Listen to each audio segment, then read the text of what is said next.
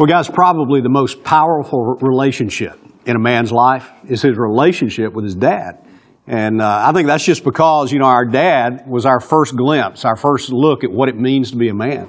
Yeah, without a doubt. The challenge, though, is that society often tells us the dad really doesn't matter, that he really has no value. But the reality of a man's life is that dad helps shape that man immensely. He gives him his first motto. He helps build that man's esteem. And so a man really can't understand where he's going until he properly begins to understand the nature of that relationship. Yeah, when I think dad and I think of a man, I just think big. Either a big shadow or a big light. And so, whether you're a guy who never knew your dad and didn't know who he was, or your dad was there early on and then bolted or died early, or maybe you had a dad that was there physically but not really available emotionally or spiritually, or didn't try to do anything strategic or intentional with your life, or some of us had that dad who just really was intentional and strategic and invested in the heart and soul of his sons. And so wherever you fall on that spectrum, there's just no denying that relationship with dad is as primal as it gets, and it has marked, for better or for worse, a man's soul. Yeah, we're kind of at a crossroads here. And in our experience, we've all experienced this. A lot of guys just will either choose to not deal with this and just say to hell with it and run away, or they'll step into it. And that makes the difference in their life today and also their future. Yeah, well, that's what I'm going to be talking about in this session. We're going to talk about a man's relationship with his dad.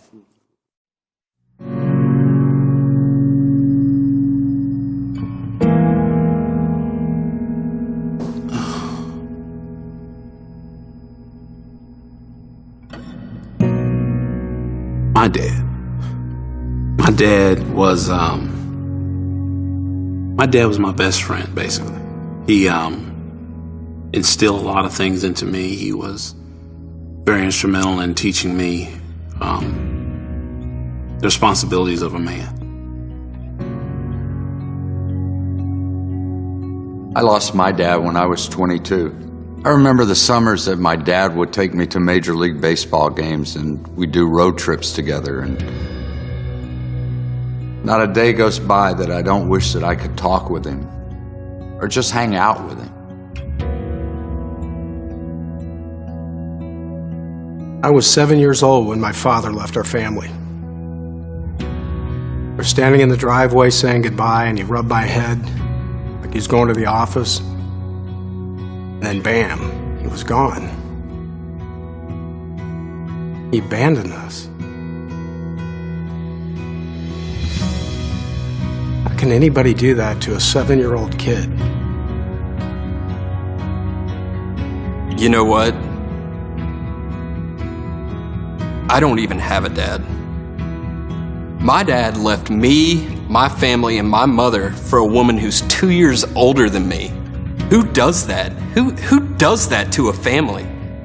He destroyed our family, and he just doesn't care. He was a joy to be around. If every time I was in a bad mood or upset about something, I'd sit down and talk with him. Almost instantly, I'm in a better mood, And I'm laughing, and I'm like, I was supposed to be sad. I was supposed to be angry. Well, why am I laughing right now, And that's just what he did. That's one of the things I really loved about him. My dad, he was more of a buddy than a father, really. His whole philosophy was you work hard and you play hard. And we did play hard. Played real hard. You see, my dad, he taught me his version of what it meant to be a man. And he led me down a whole lot of roads that just end up being dead ends. One bad decision after another, and I'm still paying for it to this day. My dad.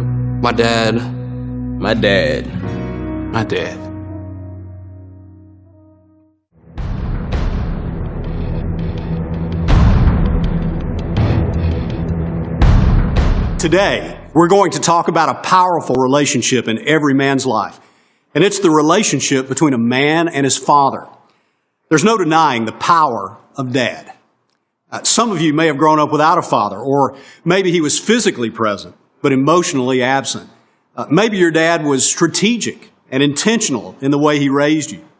The truth is, present or absent, good or bad, the father-son relationship is significant in shaping all of us. Now, don't assume if you had a good relationship with your dad that this session doesn't apply to you. Even if your experience was a very positive one, none of us were raised by a perfect father. And this has left all of us wounded to one degree or another. For some of us, it's more like a paper cut, but for others, it's a gaping wound.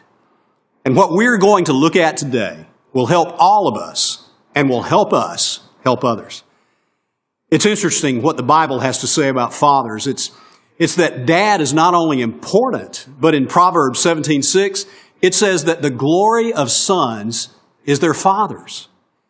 The Hebrew word for glory means an object of pride or the reason for boasting about something. Now, we all know what that means. Sons want to take pride in their fathers and to brag about them. You know, my dad's faster than your dad, or my dad's smarter than your dad, or my dad can beat up your dad. Every father gets undeserved admiration from his son the minute he comes into the world. There's just this natural instinct for a son to worship his dad and to give his dad all kinds of credits that he really doesn't deserve, but that's the way life starts. A father can either build on that advantage or he can squander it. Unfortunately, many dads don't embrace the opportunity to really invest in their sons. These are the facts. In 1960, 11% of children in the United States lived in a father-absent home. It's triple that today. Today, 33% of children grow up apart from their biological fathers. Now, guys, that's 1 out of 3. We've become a generation that doesn't fully value the need and the power of dad. We're moving towards creating a fatherless generation. The implications are startling. Statistically, children growing up in father-absent homes are more likely to die in infancy, live in poverty, end up in prison, to use drugs, to be abused, to be overweight, or drop out of school. But on the other hand, the presence of fathers can add tremendous value to a child's life. Children with involved fathers are more likely to have better grades, better verbal skills, more confidence, and better physical health. And that's just a few of the benefits. And the thing is, it's not just that 2 parents are better than 1. Recent research indicates that fathers uniquely add value to their children. In the last session, we talked about a man and his past, and we introduced the term manhood wounds.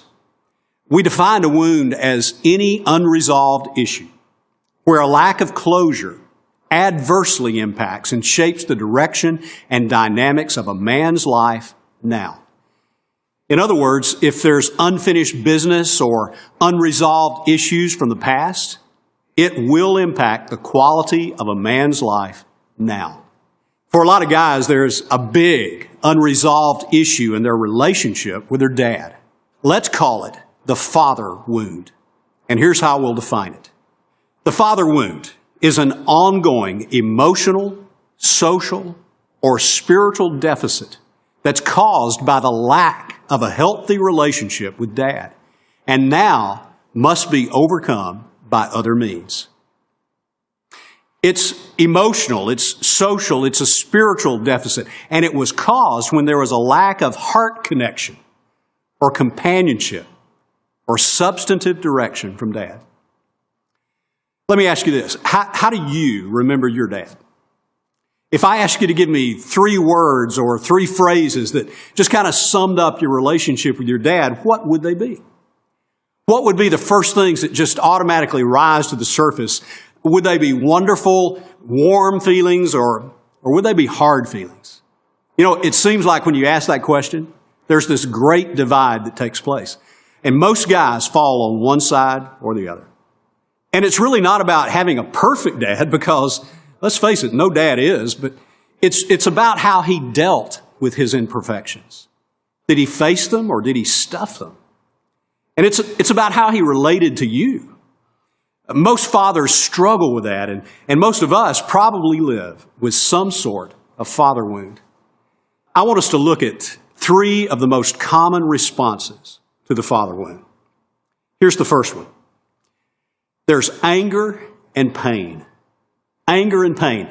Boys that grew up without a dad or maybe with an abusive dad or with an emotionally absent dad often feel anger or pain, and they're not sure what to do with it. They don't know how to talk about it. But did you know the Bible talks about it? It shows a connection between a man's anger and his dad. There are 2 verses in particular. The first is in Ephesians chapter 6, verse 4. Listen to what it says.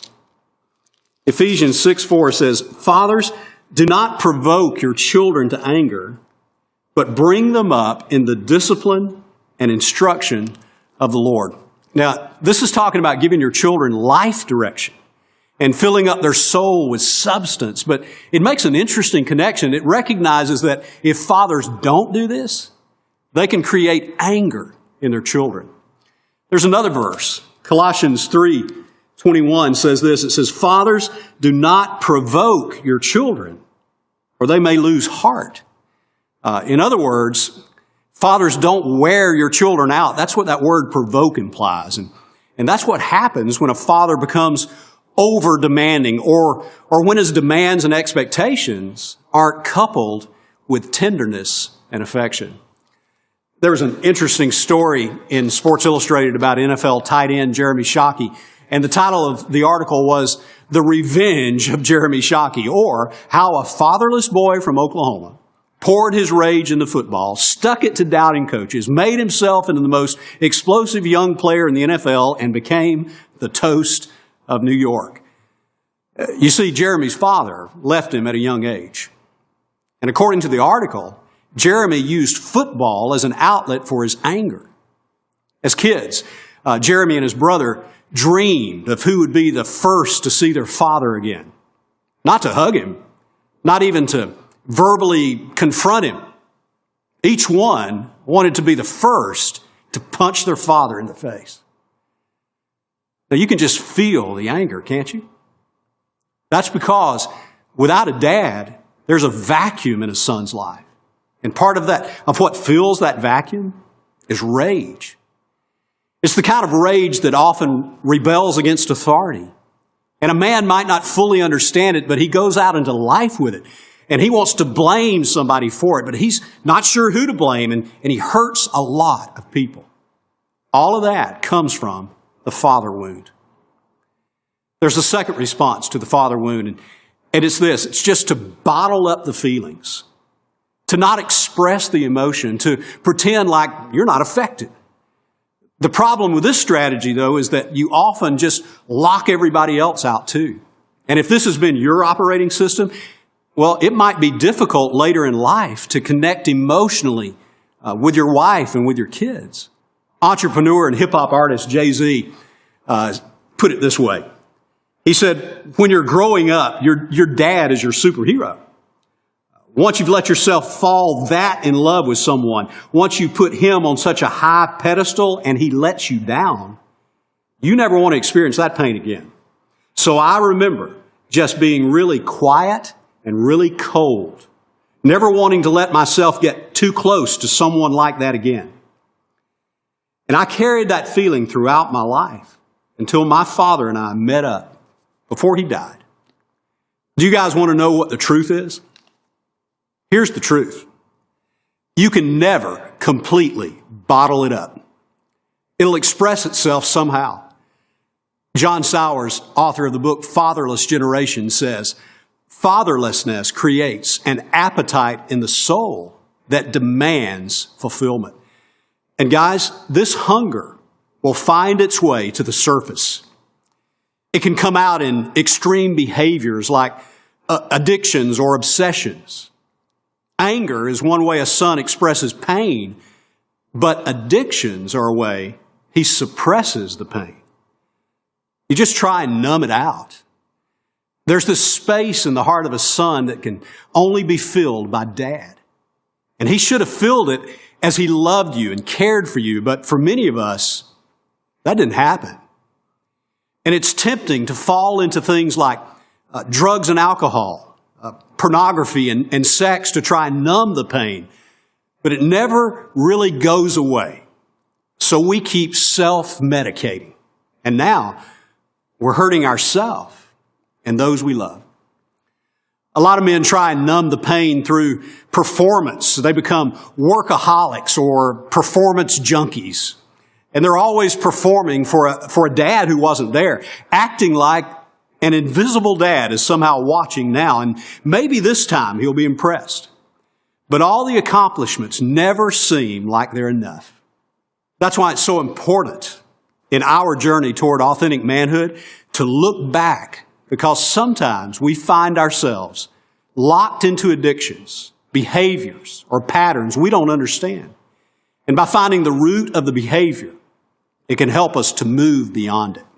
A third symptom of the father wound is an inner sense of lostness or incompleteness. Maybe it doesn't come out as anger or bottling it up, but inside we just feel weightless. We feel lost, and there's something missing, and we feel it.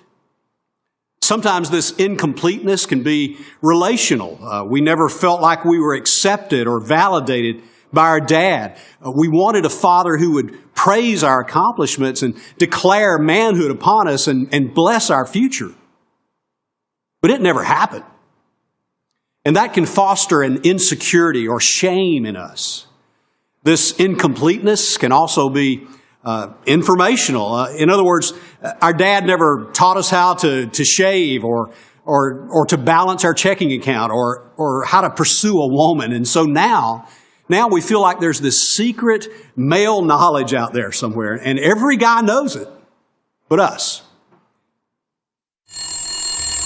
I just wanna be like you, walk like, talk like, even think like you. The only one I could look to. You're teaching me to be just like you. Well, I just gotta be like, I just gotta be like you.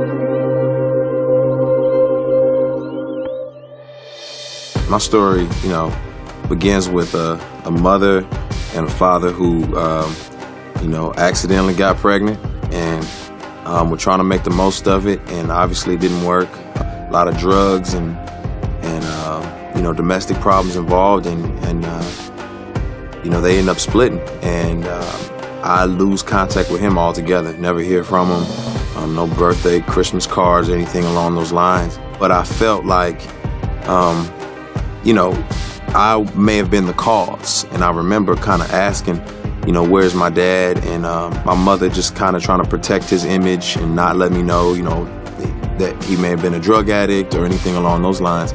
But I really, whether or not it was spoken or not, started to feel as if it was probably my fault, or maybe I wasn't, something was wrong with me because he wasn't reaching out to me. And so I just wanted to know who he was, and I felt like there was a part of me that was missing and I didn't understand, and there was some significance that I just really didn't have because he wasn't in my life.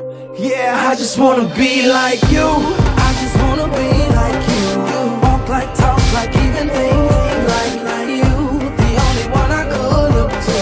You're teaching me to be just like you. Just kind of left me feeling definitely empty, definitely frustrated, and definitely insignificant and insecure because I didn't have that father-son relationship. It wasn't until I'm a believer, I'm a Christian, I became a Christian my first year in college, that I started to feel a sense of significance. And actually me becoming a Christian had a lot to do with someone explaining that Jesus died for me and I was bought with the price. And so there was some worth and some value there, and God made me in his image. And so I didn't know that, but I knew that that gave me a sense of purpose. And so I was willing to kind of pursue this relationship with Jesus. The song Just Like You, I wrote after really being able to wrap my hands around one, what it was to be a man. So now I had this mental assent of what masculinity was, and I could also backtrack all the things that led up to my emptiness and just kind of that place where I finally was ready to say, okay, look, I'm here. What do I need to do, God? It just kind of culminates in the last verse where I say, I was created by God, but I didn't want to be like him. I wanted to be him. And it was kind of like, man, I just wanted to be my own God. I wanted to be the captain of my own ship. I never saw Jesus as masculine. I never saw Jesus as the prototype for what a man should look like. And now Jesus is my prototype. Jesus is the ultimate man, and Jesus is the model for manhood. And it's a sigh of relief for me because I can say, okay, I can follow Jesus, and I wanted to be just like them, but now I want to be just like him. But then in steps Jesus. All men were created to lead, but we needed somebody to lead us. More than a teacher, but somebody to buy us back from the darkness. You can say he redeemed us. Taught us that real leaders follow God. Finish the work cause we on our job. Taught us not to rhyme, but give life, love a wife like he loved the church. Without singing how many hearts we can break first. I'm a product of all the pain, all the hurt, and I'm grateful for all the truths now that I can use to combat that. There's anger and pain, the bottling up of a feeling. And there's an inner sense of lostness or incompleteness. These are three of the most common ways we can see men affected by the father wound. The absence of a great father is not insurmountable. We don't have to be dominated by our past. With Christ's help, we can overcome any obstacle. We're going to talk more specifically about that in session 4, but right now, I want to answer this question. What is it that every son wants and needs from his father? It's important to understand the answer to this question because it not only helps us fully understand our own father wound reality, but it also helps guard us from inflicting this wound on our sons. So here's the answer. There are 5 things that are essential for a healthy father and son relationship. Here's the first one. Time together. Just time together. Experiences that build lifelong positive memories. Time together puts weight into a son's soul that steadies him for life. I mean, it's stuff like just taking a walk together, climbing a mountain together, working on a project together, or taking a special trip together. Just me and Dad. That's what your son is thinking. Just me and Dad. And you know what else he's thinking? He's thinking, Dad didn't just love me. He really liked me. I mean, he's supposed to love me, but he enjoys being with me. Kids will grow up in your presence when they know you truly enjoy them. That's what time together does. Secondly, a son needs life skills.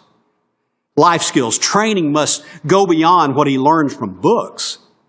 We must equip our son with practical life skills that will help him succeed so he won't be standing around when the hood's up on the car, looking at the motor, wondering what it is. He'll know where the oil stick is, and he'll know what to do with it. He'll know how to check his tires. He'll know how to tie his tie. He'll know how to write a thank you note. He'll know proper dinner etiquette. Well, I guess that means that we as dads will have to know proper dinner etiquette too. But you don't want your son to be fumbling around when he's 18 or even in his 20s, having to ask some other guy how to act, because that breeds insecurity. He'll know how to manage his bank account. He'll know how to save money and spend less than he makes. He'll know how to set his own alarm and get up by himself. He'll know how to keep his room clean. He'll know how to act on a date with a woman. He'll know how to share his heart. He won't feel like a fool in life because you have trained him up in the way he should go. Every son needs practical life skills like that from his dad. Here's a third thing. Every son needs direction from his dad with solid answers to the why questions of life.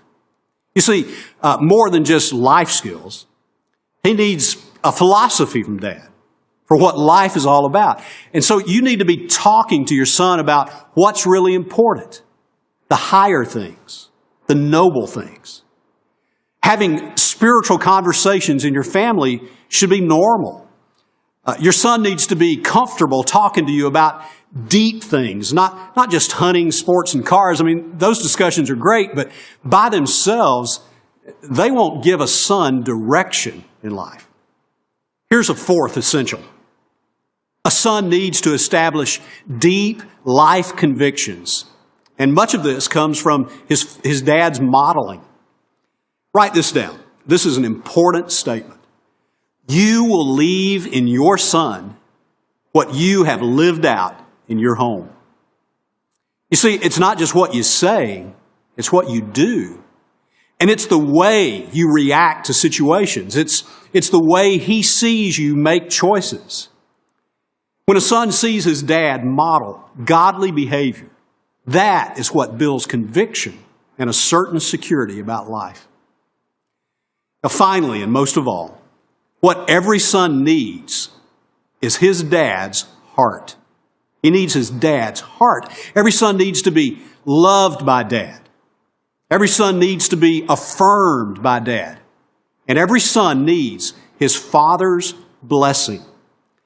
That's how a father gives his heart to his son. There really needs to be some marked moments where a father can cast a vision for his son, where he can affirm his strengths and gifts and commit to help him step into that future vision.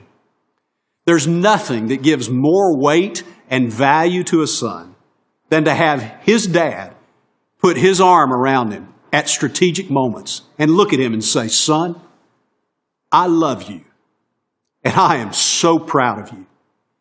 Every son loves to hear his dad say, "You're good at something." You know, God our Father exhibited the importance of a son hearing these three things.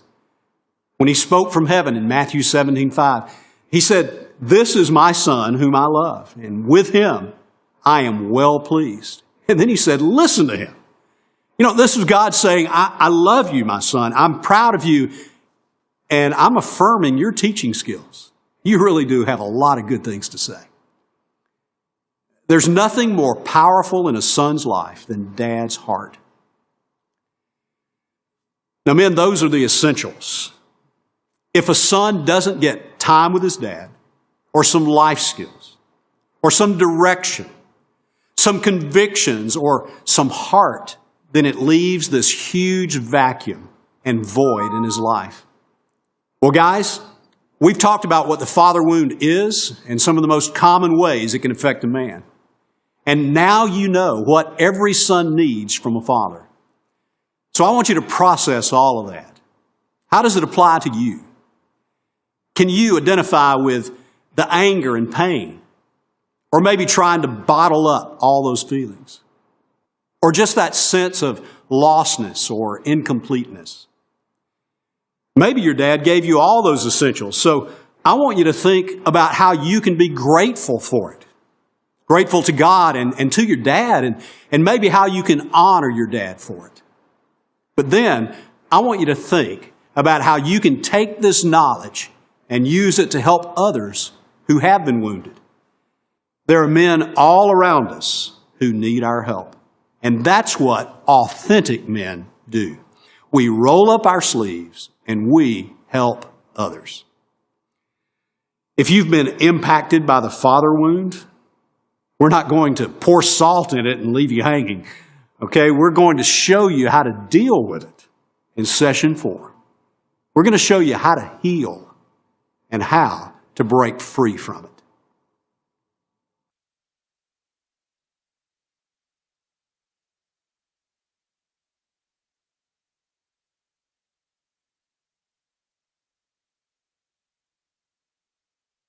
As a boy, I shared a game with my father. We played it every morning till I was 3.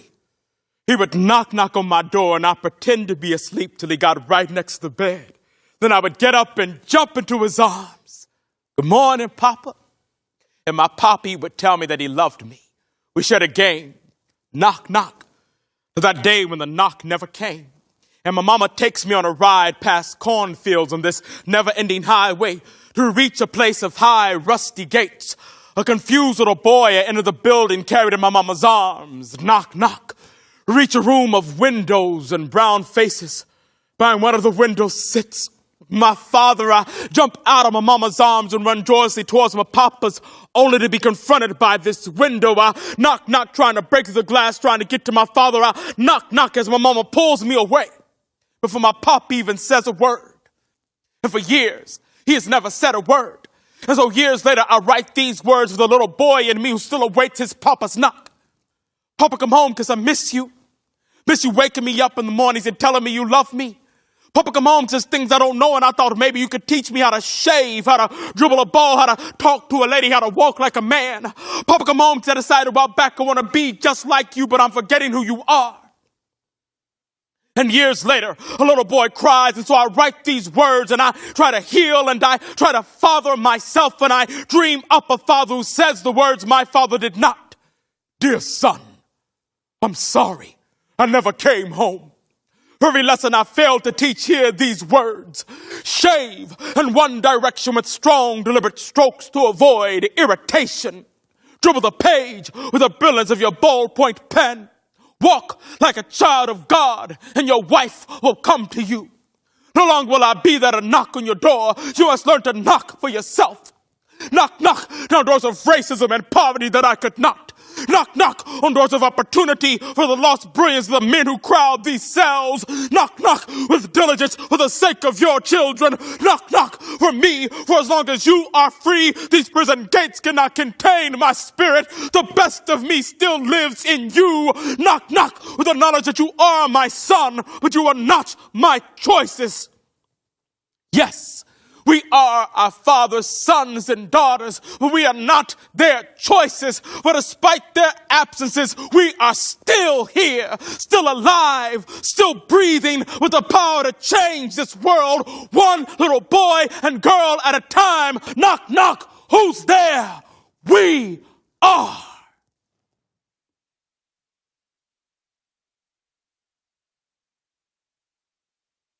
Well, guys, as promised, this is a weighty issue, this whole idea of a man and his father. And, as I was sitting there listening to that, I was thinking about, kind of dual processing this as my relationship with my dad and the thoughts that were conjured up, and thinking about the words that come to my mind when that idea is brought forward. And then also kind of my role now as a father and my 5 kids. And so, boy, this is an issue for a lot of men. It is. It's a major issue. My dad had a tremendous influence in my life. I mean, we had a somewhat of a strained relationship as adults, but growing up, he was simply amazing. I mean, he was a father to me and my 2 brothers, but he also was just kind of a community figure. He parented all the boys on the block. He coached, he was a pastor, but he took seriously that role of influencing that next generation. So I'm very grateful for that. That's great. You guys remember that stat, 1 out of 3 men grow up without a dad?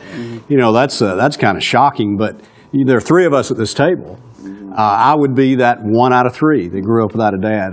That was a big impact on my life that I just stuffed, even into my 20s.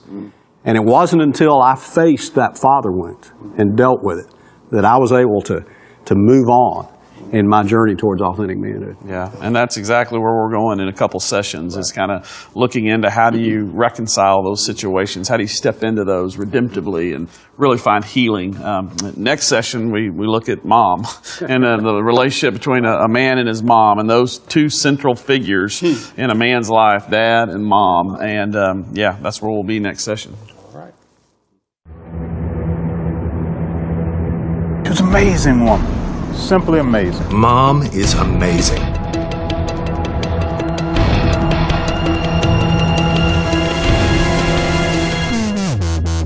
I never really thought about the impact she had on my manhood, on my masculinity. We need to really look at that relationship. Moms are significant people in our lives. They are strategically positioned by God to help shape and mold a son. Sometimes that influence can end up as a wound in a man's life. What do you do when you're trying to be released, but mom won't let go?